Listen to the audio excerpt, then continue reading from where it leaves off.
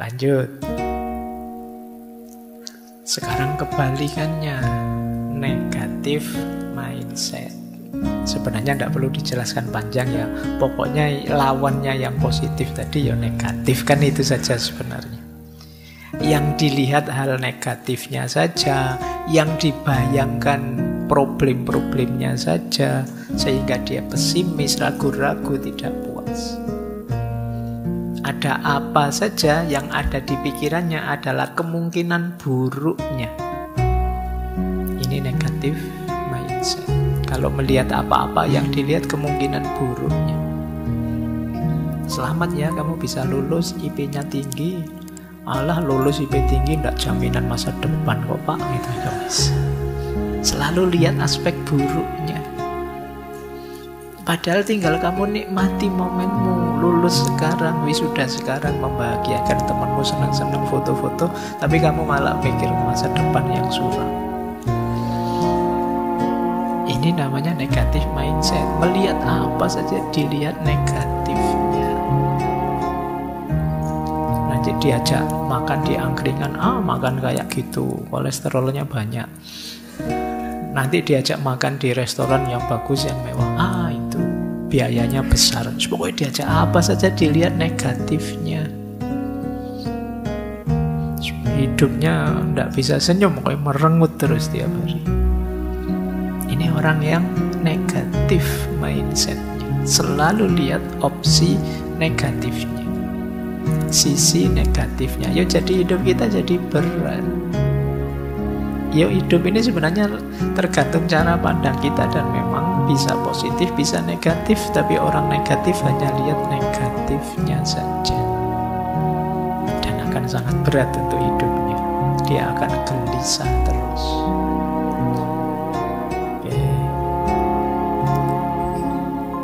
Cirinya apa? Negatif mindset.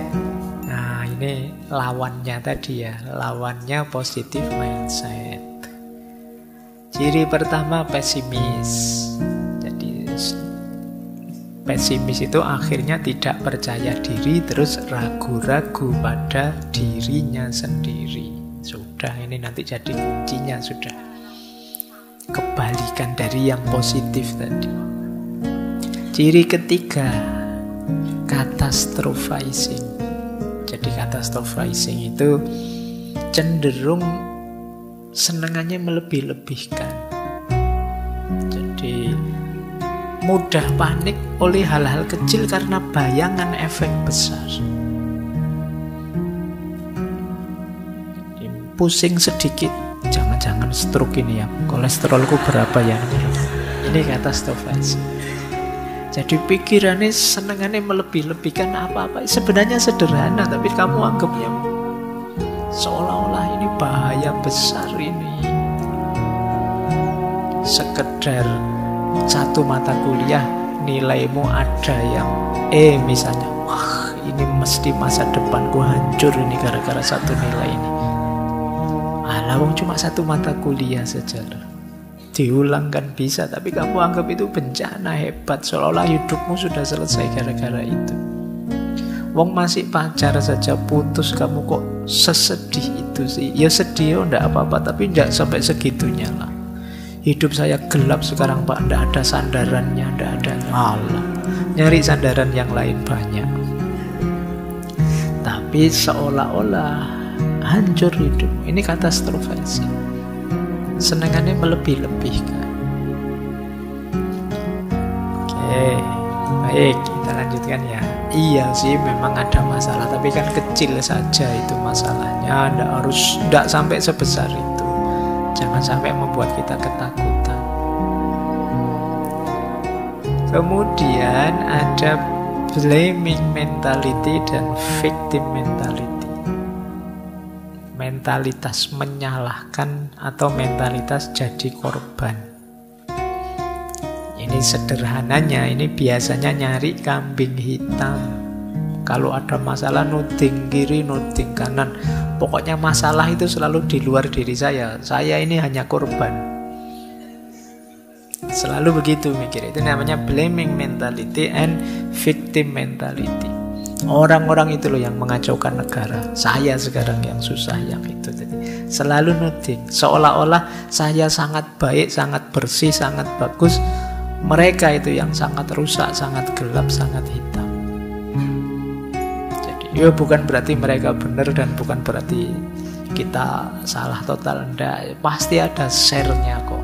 Kalau memang situasinya negatif, kita punya andil juga, mereka juga punya andil dan lain sebagainya. Tapi efeknya blaming and victim mentality itu orangnya jadi tidak mau introspeksi. Kalau tidak mau introspeksi ya tidak ada kemungkinan perbaikan dari dirinya. Sementara kita tahu manusia itu tidak ada yang sempurna. Selalu ada kurangnya. Karena itu Papa tidak boleh Pak nyalain orang. Kalau orangnya memang benar salah ya boleh saja, tapi kamu jangan lupa dirimu sendiri. Jangan menutup mata, kadang-kadang kita juga punya andil yang salah, yang negatif. Jadi kadang-kadang kita ketakutan sendiri, khawatir disalahkan, khawatir direndahkan, terus kita blaming and victim mentality. Ya ruginya banyak mental ini, kita akan dijauhi orang. Jangan deket-deket teman itu, nanti kita jadi kambing hitamnya kalau dia ngalami apa-apa. Nanti kita yang dituding-tuding kalau dia ngalami yang negatif-negatif. Kamu kan tidak nyaman kalau punya teman tipe ini. Jadi dia yang berulah, kita yang disalahkan, dan dia yang merasa jadi korban. Sudah bagus misalnya makan kita traktir, terus perutnya mules, kita yang disalahkan. Oh kamu, saya tidak pernah semules ini gara-gara kamu traktir aja gitu. Itu blaming and victim mentality. Jadi pokoknya orang lain yang salah. Terus perfeksionis. Jadi tidak mau ada cacat sekecil apapun tentang apa saja. Ini akan sangat berat. Jadi misalnya meja ini, Pak sebenarnya saya sejak tadi tidak nyaman Pak, meja itu harusnya lebih ke kanan 5 cm Pak. Kalau ini kan kurang tengah itu Pak, ini orang perfeksionis sudah. Orang perfeksionis itu ya sampai level tertentu kadang-kadang bisa semacam gangguan jiwa. Dia gelisah kalau ada orang, kamu kopiahmu kok rodok miring, ya lurusin dikit gitu loh. Nggak nyaman saya lihatnya. Itu gaya-gaya orang perfeksionis. Jadi susah sekali melihat sesuatu yang tidak pas, meskipun sangat kecil, sangat sedikit. Sementara di dunia ini ya memang tidak ada yang sempurna. Dan ini akan sangat memberatkan kita. Kalau mentalnya mental perfeksionis, mengejar yang sempurna. Kan dulu pernah saya ceritakan itu ya, ada di sesi kalau tidak salah emotional quotient, ada mahasiswa yang ingin nilainya sempurna. Dia tidak mau menerima kurang sedikit saja, jadi semua nilainya A semua. Kecuali ada satu mata kuliah yang dosennya ngasih nilai tiba-tiba amin. Dia tidak terima dikasih nilai amin. Akhirnya pulang ke rumah, ngambil senjata, balik ke kampus, dosennya ditembak sampai tewas. Jadi ketidakmampuan dia mengelola emosi. Dia pinginnya nilainya perfeksi. Kok tidak perfect? Dia gelisah, dia takut. Ada kurang sedikit saja dia takut luar biasa. Ini negatif mindset. Baik, kita lanjutkan ya. Semoga tidak ada yang perfeksionis di sini. Biasa sajalah. Kita manusia tidak ada yang sempurna. Karena ada quotes begini. Sempurnanya manusia adalah ketika dia bisa menerima ketidaksempurnaan. Jadi kalau kalian masih belum bisa menerima ketidaksempurnaan, ya nikmatilah kegelisahan. Karena kalian tidak akan ketemu yang disebut kesempurnaan itu. Sehebat apapun orang, sedahsyat apapun orang. Kalau kata dalam Buddhisme kan ya takdir hidup ini kan penderitaan. Ada banyak hal yang kurang, ada banyak hal yang menyedihkan. Lanjut. Negatif self-talk juga jadi akarnya negatif mindset. Negatif self-talk itu apa? Ucapan kita pada diri kita yang serba negatif. Aku ini bodoh, aku ini nakal, aku ini the negative self-talk. Aku ini memang tidak bisa apa-apa. Aku ini memang orangnya jelek terus takdirnya aku. Negative self-talk membawa pada pikiran negatif. Kalian harus hati-hati karena ucapanmu pada dirimu itu ucapan yang paling keras terdengar. Kalau kamu sendiri nganggap dirimu bodoh, ya seperti itulah kamu menjalani hidupmu dan melihat ke sekeliling. Perilakumu berarti ya perilaku orang. Kamu nganggap dirimu bodoh, ya kamu seperti perilakunya orang bodoh nanti. Hati-hati dengan self-talk pada dirimu sendiri. Caranya, Pak, self-talk saya pada diri saya apa ya? Coba kamu tanya pada dirimu, aku itu orang yang seperti apa sih? Itu kalau ada jawaban yang negatif, berarti ada self-talk yang negatif. Tapi kenyataannya ada negatifnya, Pak. Bahasakan secara positif. Ya, saya hari ini masih belum bisa A semua nilai saya, tapi insya Allah nanti kalau saya ulang setahun lagi nilai saya A semua. Ini namanya self-talk positif. Ya, saya akui sih untuk studi saya kurang terlalu canggih. Tapi selain studi saya hebat, main game saya hebat. Rebahan saya juara. Kayaknya loh, tadi self-talknya itu positif. Pokoknya adalah yang hebat dari saya. Jadi tidak terlalu menjatuhkan dirinya. Nah, negatif mindset kebalikannya positif mindset. Fokus pada masalah, bukan pada solusi. Kalau diberi tawaran solusi dibantah. Karena dia selalu melihat alternatif negatifnya. Jadi kalau ada temannya usul, kalau begini bagaimana? Oh, nanti kalau itu terus gitu. Jadi selalu kamu cari alternatif negatifnya. Gimana ya besok ke kampus? Dijemput kok. Jangan dijemput nanti orang nganggapnya pacaran. Ya udah usah. Jalan kaki saja kalau jalan kaki capek. Terus kalau itu kan nyusahi gitu. Jadi dikasih solusi apapun mental. Jadi dia fokus pada masalah terus.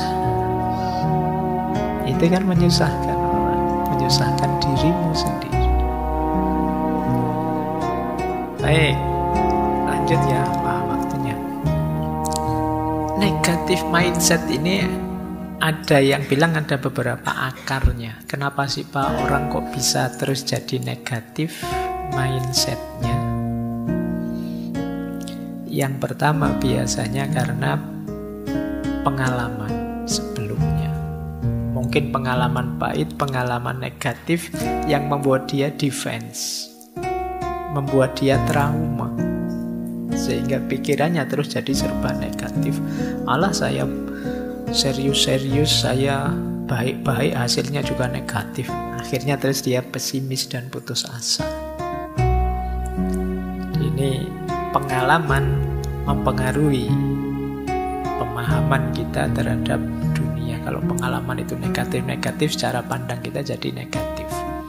Atau pengkondisian sosial budaya, mungkin tradisi atau masyarakatnya memang cenderung mindsetnya negatif melihat hidup ini, entah dengan cara yang seperti apa. Jadi mungkin lingkungan keluarga mengajarkan, mungkin sejak kecil banyak dikekang, banyak dilarang, banyak diancam, banyak ditakut-takuti, sehingga pikirannya jadi negatif. Stres yang kronis. Stres kronis itu stres berkepanjangan. itu membuat orang putus asa. Terus jadi negatif secara berpikirnya. Allah, saya sudah bertahun-tahun susah terus hidup saya. Mungkin memang garis hidup saya harus susah. Ini cara pandangnya jadi negatif. Mungkin takdir saya memang Allah itu ingin saya jadi contohnya orang-orang susah.